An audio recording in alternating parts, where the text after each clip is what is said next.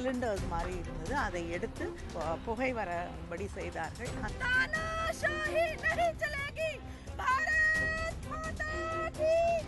கருப்பு தினத்தில் டெல்லி நாடாளுமன்ற கட்டிடத்திற்குள் புகுந்து புகை குண்டுகளை வீசி தாக்குதல் நடத்திய காட்சிகள்தான் இவை.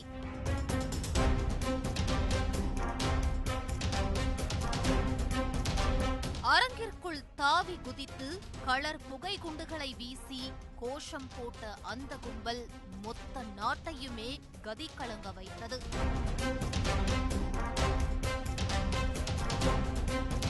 மஞ்சள், இளஞ்சிவப்பு என பல நிற புகை குண்டுகளோடு பரபரப்பை ஏற்படுத்திய ஒரு பெண் உட்பட 4 பேரை காவல்துறையினர் சுற்றி வளைத்தனர்.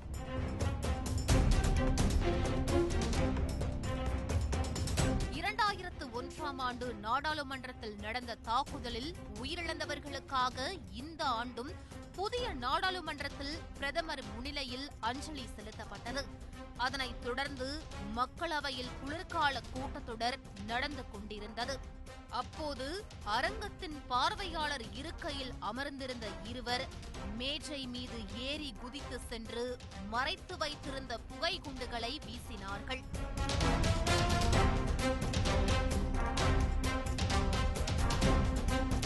இதனை கண்ட பாதுகாப்பு படையினர் துரிதமாக செயல்பட்டு தாக்குதல் நடத்தியவர்களை சுற்றி வளைத்து பிடித்திருக்கிறார்கள்.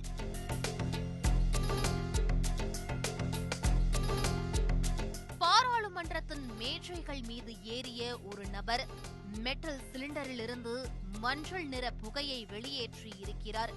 அடுத்த நிமிடமே மக்களவை முழுவதும் புகை மூட்டமாக மாறியதாக தெரிகிறது.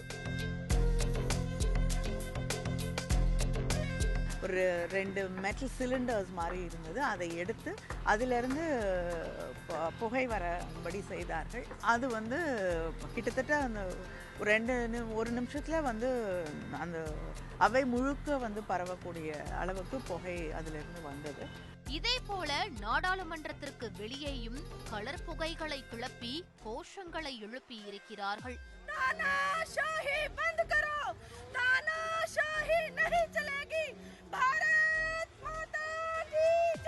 இந்த சம்பவம் தொடர்பாக நடைபெற்ற விசாரணையில் அத்துமீறியவர்கள் பற்றிய முதற்கட்ட தகவல்கள் தெரிய வந்திருக்கிறது. கைதான பெண் ஹரியானா மாநிலத்தை சேர்ந்த 42 வயதான நீலம், மகாராஷ்டிர மாநிலத்தை சேர்ந்த அமோல் ஷிண்டே, கர்நாடகாவை சேர்ந்த மனோரஞ்சன். இந்த தாக்குதலுக்கு மூளையாக செயல்பட்டவர் சாகர் சர்மா. பொதுவாக நாடாளுமன்ற கூட்டத்தொடரில் பங்கேற்க பார்வையாளருக்கு எம்பி ஒருவரின் பரிந்துரை கடிதம் அவசியம். அப்படி ஒரு எம்பியின் பரிந்துரை கடிதம்தான் இந்த சம்பவத்தில் கிடைத்த முதல் துருப்புச் சீட்டு. சாகர் சர்மாவுக்கு பரிந்துரை கடிதம் வழங்கிய எம்பி யார் என்று நடந்த விசாரணையில் கர்நாடக மாநிலம் மைசூர் தொகுதியின் பாஜக எம்பி பிரதாப் சிம்ஹா என்று தெரிய வந்திருக்கிறது.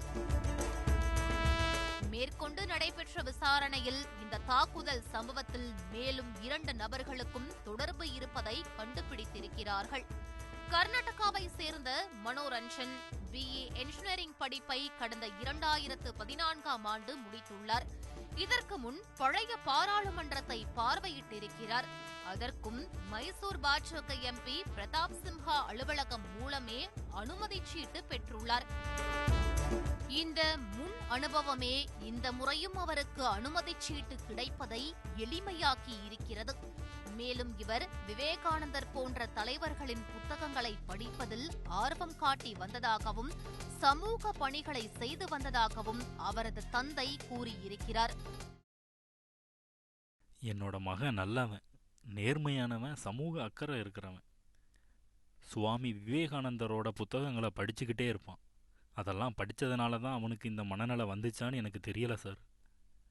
என் மகன் மட்டுமில்ல, யார் செஞ்சிருந்தாலும் இது தப்பு தான். மக்களவை சபைக்குள் குதித்து சம்பவத்தில் ஈடுபட்ட 2 நபர்களில் ஒருவர் சாகர் சர்மா. இவர் உத்தரப்பிரதேசம் லக்னோவில் உள்ள ராம் நகரை சேர்ந்தவர். 28 வயதான இவர் ரிக்ஷா ஓட்டி வருகிறார். தற்போது இவரது வீட்டில் போலீசார் விசாரணை மேற்கொண்டு வருகிறார்கள். கைது செய்யப்பட்ட மற்றொரு நபர் அமோல் தன்ராஜ் ஷிண்டே. மகாராஷ்டிராவின் லத்தூர் மாவட்டத்தை சேர்ந்தவர். இவரது பெற்றோரிடம் விசாரணை நடத்திய அதிகாரிகள் அவரது கல்வி சான்றிதழ்களை ஆய்வு செய்திருக்கிறார்கள். அப்போது அமோல் தன்ராஜ் ஷிண்டே ராணுவத்தில் சேர்வதற்காக பல ஆண்டுகளாக முயற்சித்து வந்தது தெரிய வந்திருக்கிறது. சில நாட்களுக்கு முன்பாக ராணுவ உடற்தேர்வுக்காக டெல்லி செல்வதாக சொல்லிவிட்டு கிளம்பி வந்திருக்கிறார். பாராளுமன்றம் வெளியே கலர் குண்டுகளை பயன்படுத்திய நீலம் தேவி ஒரு ஆசிரியர். அதோடு சிவில் சர்வீஸ் தேர்வுக்காகவும் பயிற்சியில் இருந்து வந்ததாகவும் சொல்லப்படுகிறது. இந்த சம்பவத்தில் தொடர்புடைய அனைவரும் இணையதளம் வாயிலாக சந்தித்து கடந்த சில மாதங்களாகவே திட்டமிட்டு இந்த சம்பவத்தை நடத்தி இருப்பதாக கூறப்படுகிறது. 18 மாதங்களுக்கு முன்னதாக முதல் முறையாக மைசூருவில் சந்தித்துக் கொண்ட இவர்கள் வேலையின்மை, பணவீக்கம் மற்றும் மணிப்பூரில் உள்ள வன்முறைகள் போன்றவற்றை நாடாளுமன்றம் விவாதிக்க வேண்டும் என போராட்டம் நடத்த முடிவு செய்திருக்கிறார்கள். இரண்டாவதாக 9 மாதங்களுக்கு முன்பு சண்டிகரில் சந்தித்துக் கொண்ட இவர்கள் தங்களது திட்டத்தை அமல்படுத்த வேவு பார்த்ததாக தெரிகிறது. அதன்படி 4 மாதங்களுக்கு பிறகு ஜூலை மாதம் புதிய நாடாளுமன்றத்தை உளவு பார்க்க லக்னோவிலிருந்து சர்மா டெல்லிக்கு வந்துள்ளார்.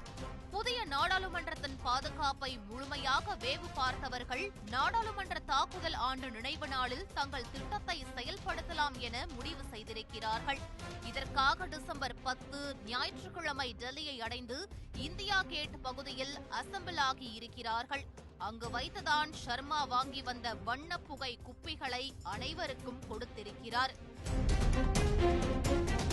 நாடு முழுவதும் பரபரப்பை கிளப்பிய இந்த தாக்குதல் சம்பவம் பாராளுமன்றத்தின் பாதுகாப்பை கேள்விக்குறியாக்கி இருப்பதாக எதிர்க்கட்சிகள் கடுமையாக விமர்சித்து வருகின்றனர். இதனால் பாராளுமன்றத்தில் பார்வையாளர்கள் கேலரியில் இருந்து யாரும் குதிக்காமல் இருக்க கண்ணாடியால் மூடப்பட உள்ளது. அதோடு எம்பிக்கள், ஊழியர்கள் மற்றும் பத்திரிகையாளர்களுக்கு என தனி நுழைவாயில் ஒதுக்கப்பட உள்ளதாகவும் சொல்லப்படுகிறது. தாக்குதல் நடத்தியவர்களின் நோக்கம் என்ன? பாஜக எம்பிக்கும் இவர்களுக்கும் ஏதேனும் தொடர்பா? எதற்காக இந்த நாளை தேர்ந்தெடுத்தார்கள் என்பது குறித்து தொடர் விசாரணை நடைபெற்று வருகிறது. முழு விசாரணைக்கு பிறகே முழு பின்னணியும் வெளிவரும்.